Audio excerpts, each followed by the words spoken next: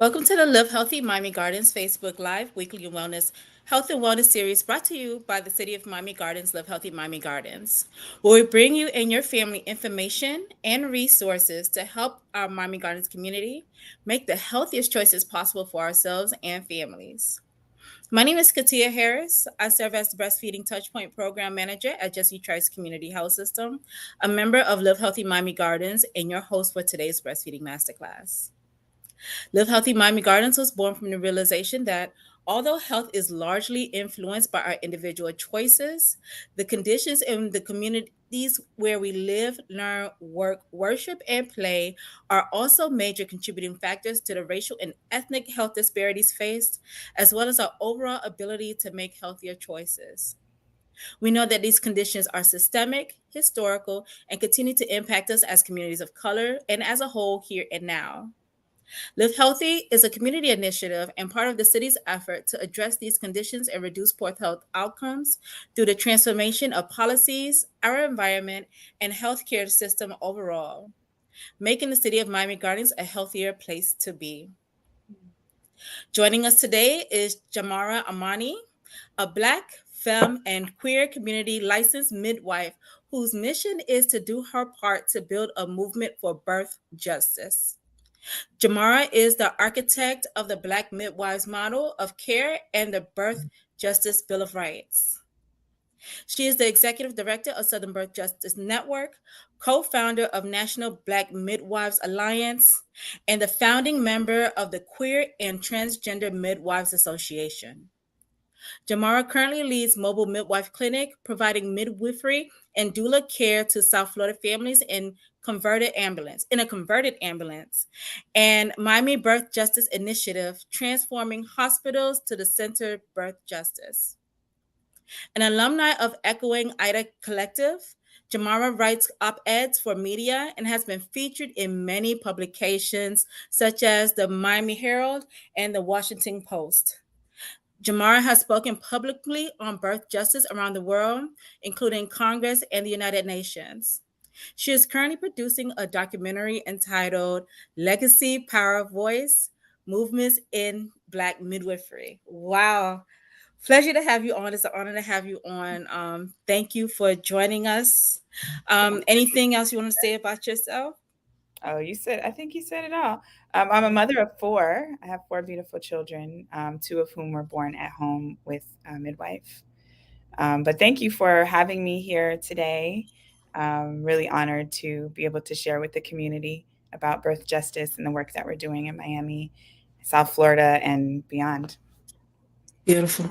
So let's just get down to it. Can you give us some background on the Southern Birth Justice Network? And if I'm not mistaken, did it go by another name prior to Southern Birth Justice Network?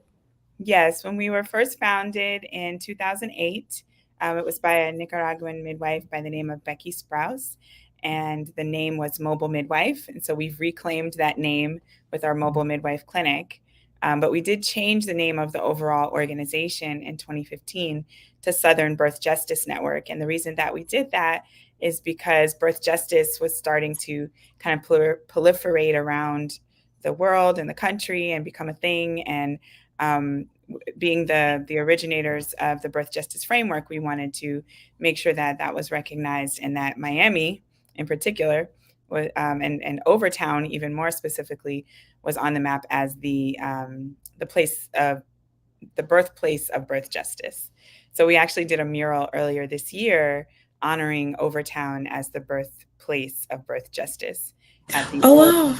Lawton Thomas office building right down the street from Red Rooster. There's a Oh, mural, beautiful. and the mural features a Black woman birthing in a birth pool, and it says Overtown, the birthplace of birth justice. Beautiful mural designed by an amazing artist by the name of Lisa Lee. So yeah, we love that birth justice was born here in Miami in the historically Black neighborhood of Overtown, specifically with a group of mothers from Lotus House that I was doing childbirth education with a colleague of mine by the name of Anjali, and we started to have conversations about what does it mean to birth with justice. All of them were pregnant or had recently given birth, and we just started talking about it. And from that, we developed the birth justice framework from those series of conversations with Black mamas in Overtown. And since then, we've been teaching about birth justice everywhere, anywhere who will listen, anybody who will listen, just really trying to raise the alarm about the roots of health disparities, not just talking about the fact that Black birthing people are dying, but also talking about why and talking about solutions, and also giving historical context of how did we get here. Because big part of how we got here is that Black midwives were pushed out of their communities. And so we're Mm-hmm. claiming that work. We're bringing midwifery care and doula care back into our communities so that we can, be as healthy as possible. So happy to be sharing that message here on your program. Amazing. And I wanted to get into that a little bit. One, just defining what is birth justice, and then going into how that benefits or support I guess the movement to change what's going on in the maternal child health realm, especially including and especially how it impacts Black families. Yeah, well, you have said a word for sure. That's a really big question, but it's an important one. I do this work, and I know that a lot of folks on my team, we do this work because our lives are at stake. Because as was often quoted from Assata Shakur, it is our duty to fight for our freedom. And when it comes to birth and pregnancy, that means fighting for our bodies and our human rights. We know that Black families are disproportionately impacted when it comes to both morbidity, which is long-term illness or conditions um, from an event like such as giving birth, and also by mortality, which is losing someone in relationship to birth. So sometimes that's the mom and sometimes that's the baby, but in both cases, Black families are losing at much greater proportions, 3 to 4 times the rate. Black birthing people are dying at 3 to 4 times the rate as their white counterparts. And we also have to recognize that Indigenous birthing people are dying at twice the rate of their white counterparts. So there's something really wrong with the system. It's not just it is about eating healthy and being healthy, but it's also about what do people have access to.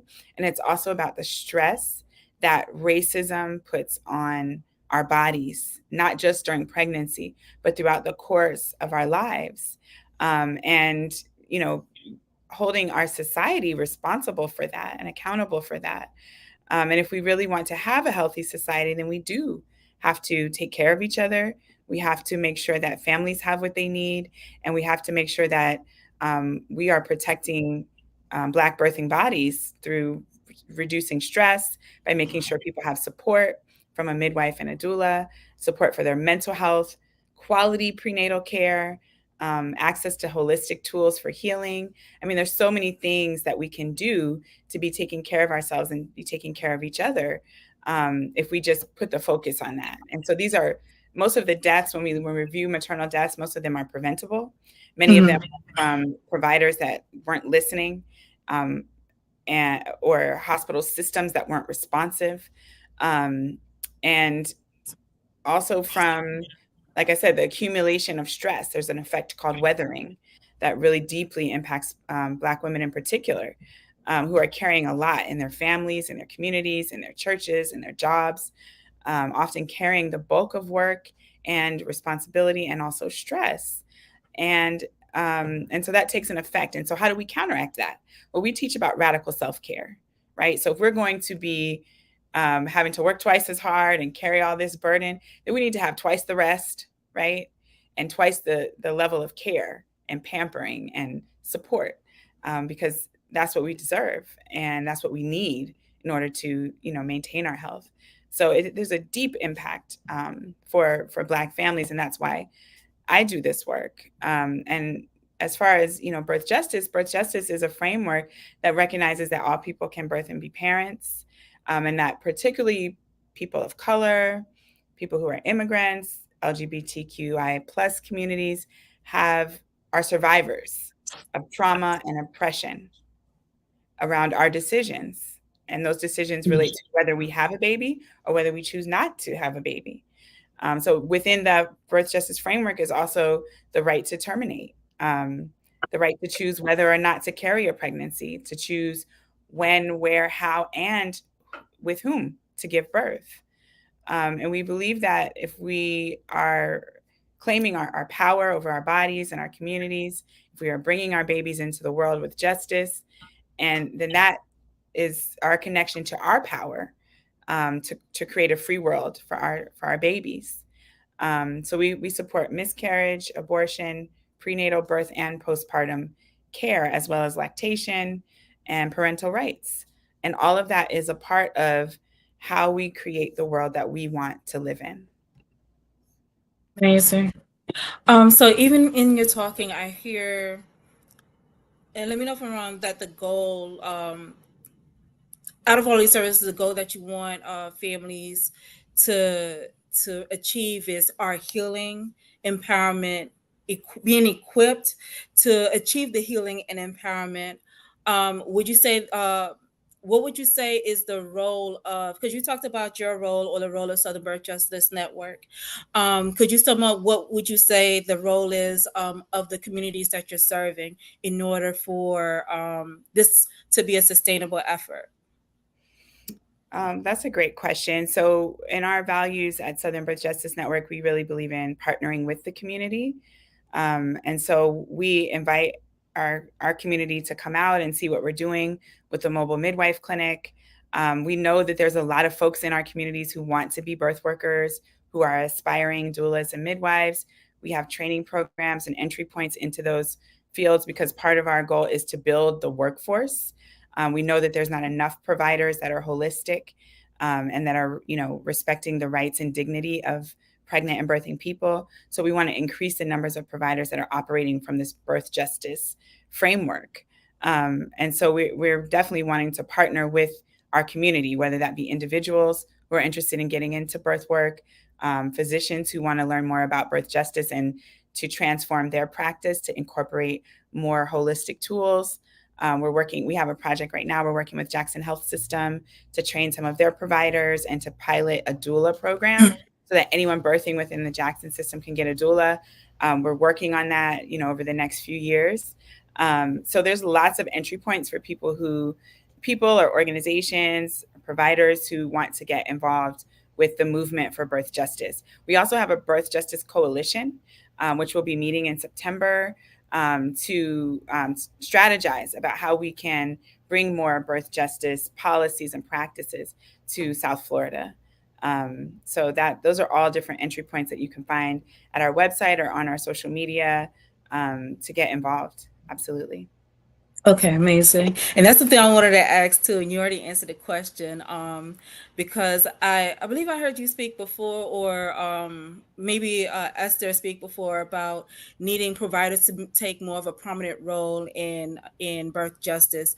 But I'm glad to hear that that's already been checked off. You already, I mean, of course, you're already doing the work. So I could jump to the question I really want to ask. Another question I really want to ask about is the mobile midwife clinic. I had the chance to see it at the Breastfeed Miami Family Day on August 5th. I didn't get to look inside, but I was excited to at least see the midwife clinic. Can you tell us a little bit more about tell us a little bit more about the midwife clinic? Absolutely. So the mobile midwife clinic, we launched it in January in a converted ambulance. We're really, really excited about that. And we take the clinic all around Miami-Dade County. So we have been in Liberty City, in Overtown, in North Miami Beach, in where else? North Miami, at church fairs, different health fairs. And our anchor sites are Liberty City and Overtown. And what happens with the clinic, people can schedule an appointment on our website or at the phone number below, or they can walk in. They can just come and see what it's about. And we've had people who come in for testing for sexually transmitted infections, pregnancy tests, prenatal care, postpartum care. if they just never went back for that postpartum visit and wanted to get a checkup. There's many different reasons that people will come to the mobile midwife clinic, but when they come, they meet with one of our care coordinators and do a needs assessment so that we can address any social needs that they may have and get them connected with resources. They also then meet with a midwife inside of the ambulance. So they get to, we've kind of turned the ambulance into a cute little office we turn the ambulance bench into a couch. We have an exam table in there. So we can pretty much do most things that happen in a prenatal visit in that ambulance. So that's really exciting. And we just do a health assessment. It's just an intake to meet with the midwife, discuss what the health options are. If you're pregnant, what do you want, a home birth? Do you want to deliver at a hospital? Do you want a birth center? And so they spend time really talking with the midwives about those things and, doing things like checking their blood pressure, doing a nutritional review to see how are you eating, how's your mental health, who's in your support system, all of those kinds of things. And then they will meet with our doulas after the visit with the midwife. And the doulas will go over what other resources are available in the community, maybe childbirth education classes, or other types of educational resources to prepare for giving birth or to get a lactation consult to prepare for support with nursing. So all of those things we try to connect people as like a kind of one-stop shop to connect them with what resources are available in the community, either in person or virtually. And then we will follow up with them afterwards to make sure that they were able to access those resources and possibly do a follow-up visit with us if needed, if those referrals, if they need to circle back after those referrals. So that's an overview of the Mobile Midwife Clinic. We love to be invited out to your health fairs or different events that are happening in the community. So please get in touch. We have a community contact form on our website. This is the first year of the Mobile Midwife Clinic. We're really grateful for the funding support from the Children's Trust, as well as Humana Healthy Horizons. And we're just looking to build more partnerships, get more support, raise money so we can keep the work going and do our best to serve the community. Awesome. And one question I want to ask about the mobile midwife clinic, in fact, two, but is for families to receive services or moms to receive services, is there a sliding fee scale? Do you take insurance, private insurance, or how does that work? That's a really great question. So we provide the services in the mobile unit for free to the community. We do not charge. If someone has insurance and those services can be covered by insurance, then we will collect their insurance information, particularly for labs or things like that. But the services of the midwives and the doulas, we are providing at no cost to our community members. Now, if someone does want to, transition into a midwife practice or a birth center practice and then go on and have a birth center or a home birth, then those fees would be discussed at that time. But the services that are provided in the mobile unit by the mobile midwife clinic are of no charge to the community. Okay, thank you for that clarification, and please forgive me if you've already addressed that. So something I didn't know, I did hear about the National Black Midwives Alliance before. I didn't know about the direct correlation with you. And this is also my first time hearing about the Queer and Transgender Midwives Association. Can you tell us about both organizations? Sure. I'm really happy to be in leadership with both organizations. National Black Midwives Alliance is the only professional association for Black midwives in the United States. We have over 500 members. We're really proud of that. We've been in existence for the last 5 years. NBMA is currently a program of Southern Birth Justice Network, so it operates as an organization within an organization, but we are membership based. We do accept membership of student midwives, aspiring midwives. So if you are looking to do that in the future, but you just want to learn more, you're welcome to attend some of our webinars. We have lots of programs, such as a mentorship program for those who are students, because we believe that we would need to support our Black student midwives so we can have more midwives in the future. We also have a scholarship. We've given out over $10,000 in scholarships. And we have a birth worker exchange program where we are taking 18 Black birth workers next month to East Africa, Zanzibar, Tanzania, to learn more about our heritage, what traditional midwives are doing in East Africa, and to provide support and volunteerism to support a project there called Wajimama, which is our sister site there in Tanzania. So we have lots of cool programs. We're also making a documentary called Legacy Power Voice Movements in Black Midwifery. We've interviewed over 31 midwives in 4 countries and 5 US states. So we, myself and the director, Kay Sanderson, we just got in an RV and started driving across the South, trying to find all the Black midwives. And so we can tell the stories of this Black birth revolution that is overtaking particularly the South, but really the entire United States, where Black folks are really deciding no more. We're not taking the disrespect. We're not taking this, these unnecessary risks on our lives. And the demand for midwifery is increasing. And we wanted to tell the history and the legacy of Black midwives because that Black midwives were the primary care providers for the entire United States when it comes to pregnancy for many, many years, hundreds of years. And that changed just about 100 years ago with the passing of the Shepherd-Towner Act and state policies that actually made midwifery illegal in many places. And places like Georgia, it's still not legal to be a home birth midwife, a direct entry home birth midwife. So in Florida, we do have legal midwifery of different types. There's nurse midwives, there's licensed midwives that can provide services in homes, birth centers, and hospitals, and they're covered by insurance. So that's a beautiful, beautiful thing. But in many places in the US, that's still not the case. Midwives are not legal. So at National Black Midwives Alliance, we're fighting to tell these stories, to raise awareness that Black midwives do exist, that we need to be legalized and be able to practice to our full expertise everywhere that we are, because our families need us. And so we also recently created National Black Midwives Day, which is March 14th every year, so that we could have a day to uplift and celebrate the contributions of Black midwives who really birthed America for many hundreds of years. And to honor that legacy and to uplift the need that we still need Black midwives in our primary prenatal care system and birth and postpartum and all the ways that midwives care for people, as well as not just related to pregnancy, but midwives also do well care as well. So providing gender affirming care and taking care of those checkups, those regular wellness checks. That's something that midwives do, and many people prefer that more holistic approach, and that actually saves lives. Mm-hmm.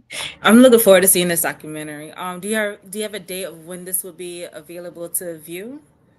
Well, to date, we've produced 11 shorts that range from 2 to 37 minutes. We are available for screenings if people would like to view the documentary.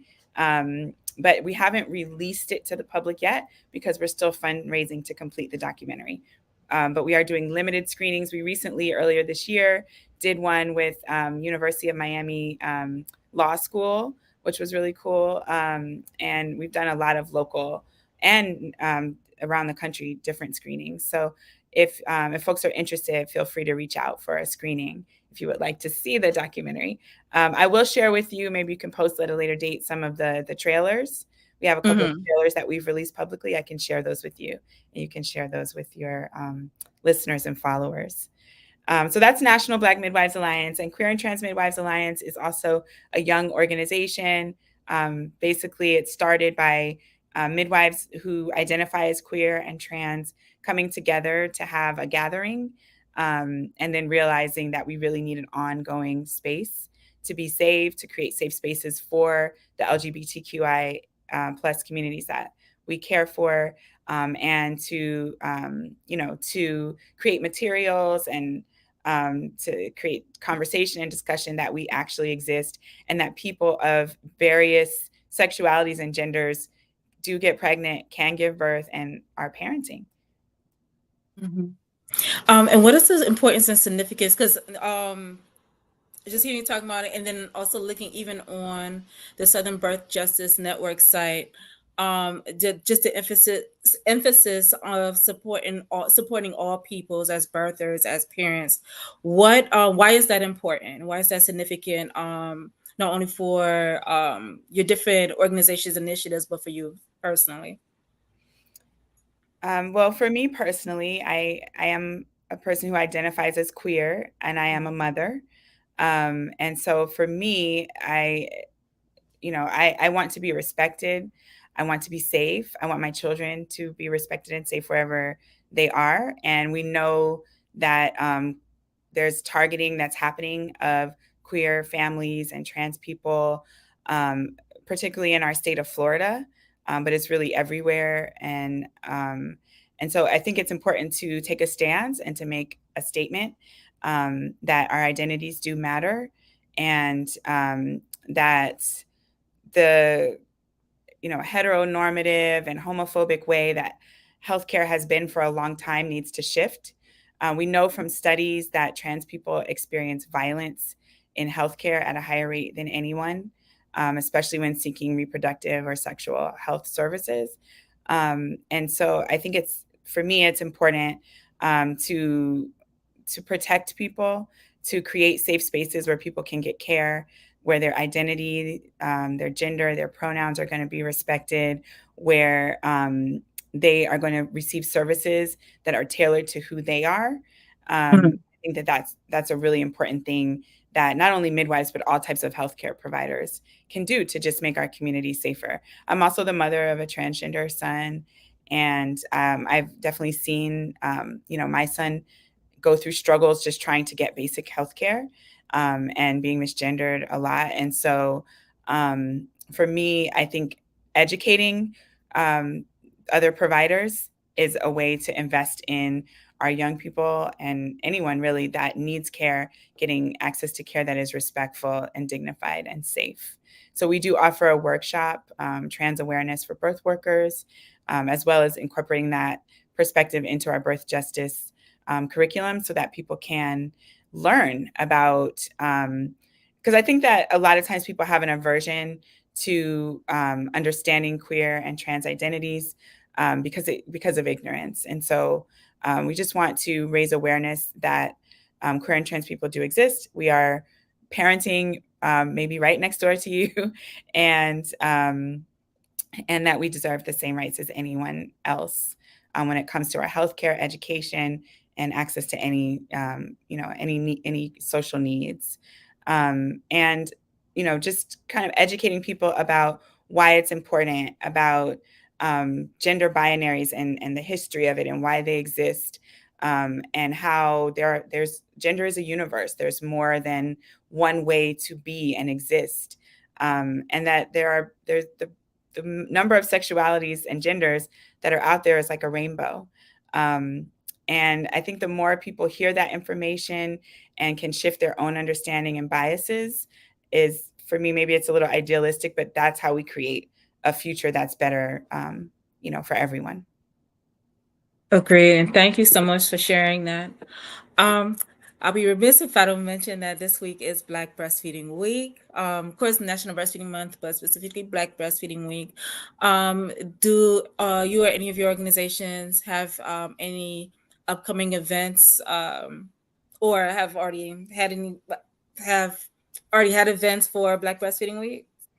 So we have been really busy at Southern Birth Justice Network preparing for our Birth Justice Doula graduation. This is our third cohort that will be graduating this Saturday. We're really Nice. excited to usher in new birth workers, new doulas into the space. So that's what our Black Breastfeeding Week is being taken up with, is preparing for our doula graduation, and then which is on Saturday. And then on Sunday, the 27th, we're going to have our Black Birth Worker Beach Day. And so at Freedom Street. So we'll be out there on the beach celebrating lactation, breastfeeding, birth, pregnancy, the full spectrum of what it means to be in a human body, along with many of the birth workers that care for our communities, and we'll be uplifting and celebrating that. So we don't have a specific breastfeeding event, but that is incorporated into everything we do every day. And although you're saying that is the you technically don't have a Black breastfeeding week event, I'll say that there's no better way to celebrate than to celebrate those I'll be serving those moms. And then next week, your event is literally on brand with We Outside, Black Breastfeeding Week theme for this year. Yep. We actually have an event coming up with We Outside where we're gonna have the aesthetic of a beach, but we're literally going to be inside because I don't want to deal with the rain. But I enjoy the idea that you're actually going to be outside and Yeah. enjoying, and celebrating. So that's pretty cool. Well, what about for the rest of the year, or even 2024? Any activities or events we should be looking out for? Absolutely. We're always doing something. So next month, as I mentioned, we will be having our Birth Justice Coalition meeting, which we invite the community to come out for. It's going to be September 13th, and you can find more details on our website. And that's for folks who are interested in getting involved in the movement for birth justice locally here in South Florida. And you don't have to be a birth worker to be part of the Birth Justice Coalition. We have housing justice and economic justice organizations that are also involved because we believe that in intersectionality, and we believe that it's going to take a movement for all of us to get involved. We also have coming up, I mentioned the project with Jackson Health System. We will be accepting our 4th cohort of doulas, which are specifically local doulas that we want to invite to train with us to provide that service within the Jackson hospitals for birthing people there. And so that training is going to be happening this fall.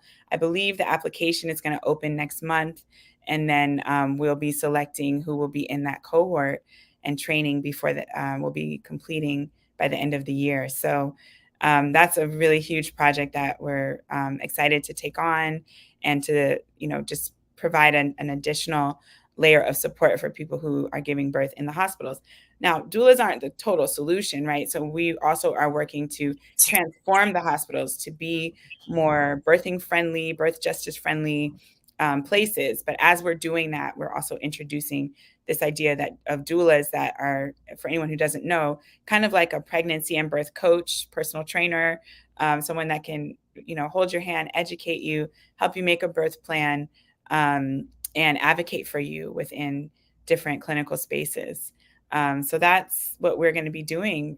And I mentioned the birth worker tour that we're taking to Zanzibar as well. That one's already closed for those who have already signed up. We have about 18 people that will be going with us, but we'll definitely report back when we return about the amazing things that we do while we're there in Zanzibar. Beautiful. And I see that Cheryl Laurier, who is the breastfeeding coordinator for the Department of Health at Miami-Dade WIC, or for Miami-Dade County, is in the chat. She says she is in awe of what everything you're doing. I am as well. I hope I'm not throwing you off because, yeah. I am as well, and I hope I'm not throwing you off with going a little bit off my personal script. Because I just want to know more. You're just doing so much, and I love that your focus are not only first and foremost Black families, but also all families from all walks of life. I really appreciate what you're doing. Before we close out, I wanted to ask if you have a call to action or just any final thoughts. This has been such a great conversation. I really feel the enthusiasm, and I'm so grateful for the local support that we've been getting for the mobile midwife unit, and also the birth justice advocacy work that we've been building. So please continue to reach out, to engage. Definitely want people to come to the Birth Justice Coalition meeting and to get involved as an active participant and supporter of building the movement for birth justice. We will definitely have more calls to action coming out as we get closer to legislative session. Right now, we really want people to support our mobile midwife unit. We are continuing to fundraise. You can find that information on our social media and our website, because we want to be able to keep this work going. We want a midwife on every corner, a doula on every block, and a birth justice uh, healing, center and or ambulance in every neighborhood. That's what we're working towards. So please do continue to support us. I will do.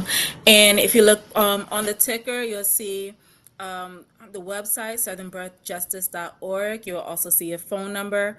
I noticed on your Instagram, you have a link tree slash Southern Birth Justice. Is that also a good place to find a lot of information you're sharing today? Absolutely. And yeah, definitely check out our IG at Southern Birth Justice, so that you can follow us as well. And thank you again for joining us, and just for sharing all the information you've been sharing today. For those who are tuning in either live, including Cheryl, or those who are who will be watching the recording later, thank you for joining us. Thank you for viewing. Let us know what you took from today's discussion. Share your thoughts in the comments. Also, let us know what breastfeeding or adjacent topics that you'd like to hear us talk about, or our guests that you'd like to see join us on the breastfeeding masterclass. And Jamarah, I hope this isn't the last time you do join us. Also, for our I would love community, to come back anytime. beautiful. I'm glad you said. Also, for our community, join us for our in-person and virtual breastfeeding cafe support groups hosted by Jesse Trice Community Health System and Miami-Dade WIC program. We're even hosting one this evening at 5:30 p.m. at Jesse Trice Community Health System Barbara Jordan Center in Miami Gardens, and this Friday at our 11 a.m. 11 a.m. time. I don't know why I'm so tongue tied. At our Jesse Trice Community Health System, Frederica Wilson Juanita Mann Center in the WIC office. Also, check out our link tree at JT Breastfeeding for support group registration and information on other family centered breastfeeding events and lactation resources. Also, follow Live Healthy Miami Gardens here on Facebook and YouTube, where we go live with our weekly wellness series every Tuesday at 3 o'clock p.m., including our breastfeeding masterclass every fourth Tuesday at the same time. We're also on Instagram, Twitter, and at www.livehealthymiamigardens.com, offering more health content and resources. Jamarah, I can't say thank you enough. Thank you for joining us today. Thank you again, community, for joining us wherever you may be today. Have a great rest of your day, week, and please live healthy. Thank you. Thank you.